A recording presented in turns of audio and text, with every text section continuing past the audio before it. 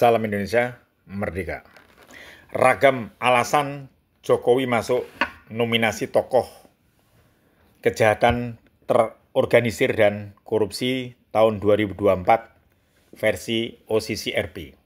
Nih ya, banyak sekali menyampaikan tokoh-tokoh nasional, tokoh politik itu banyak menyampaikan alasan-alasannya. Kalau saya pribadi cukup sederhana. Ini akibat apa?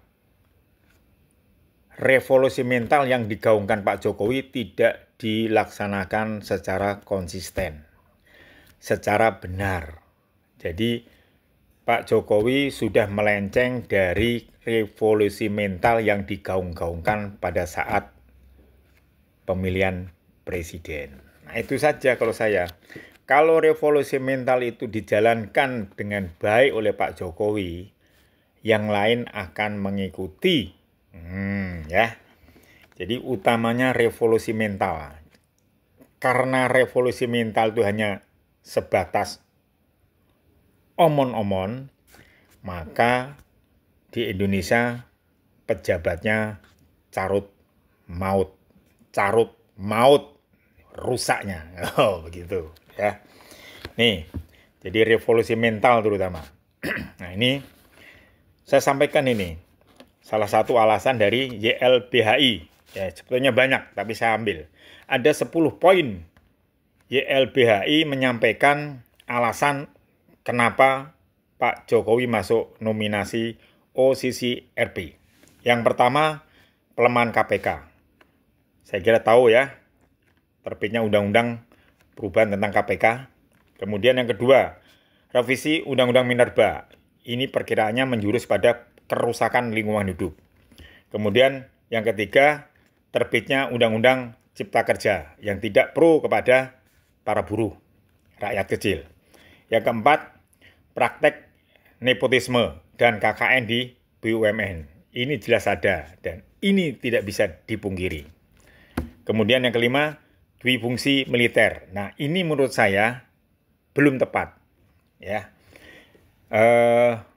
Kondisi sekarang tidak sama seperti kondisi yang zaman Orba, yaitu tidak ada lah istilah duifungsi militer. Kemudian yang keenam, penggunaan intelijen untuk kepentingan politik. Ini bisa, terutama pada saat Pilpres dan Pilkada. Semua masyarakat paham ini.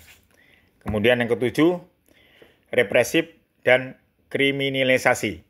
Ya, represif dan kriminalisasi ini terhadap orang-orang penyuara lingkungan hidup, penyuara tentang HAM, penyuara tentang macam-macam lah. Ya, ini. Kemudian penetapan proyek strategi nasional. Ini yang ke-8. Ini dirasa oleh YLBHI kurang tepat.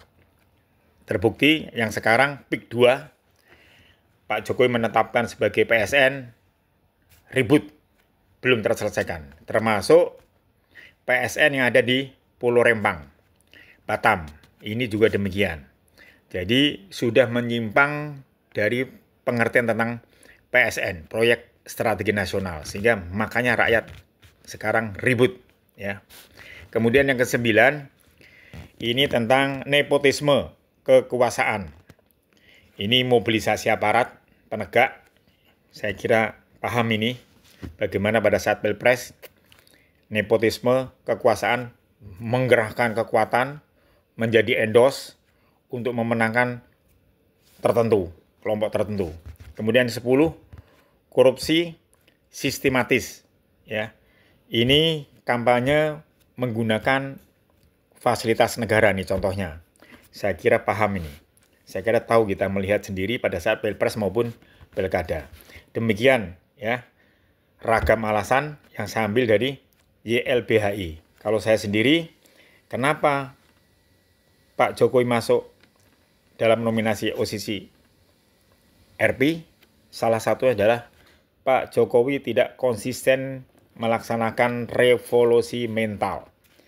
Pak Prabowo pernah menyampaikan, jangan sampai kita sebagai pemimpin tidak konsisten.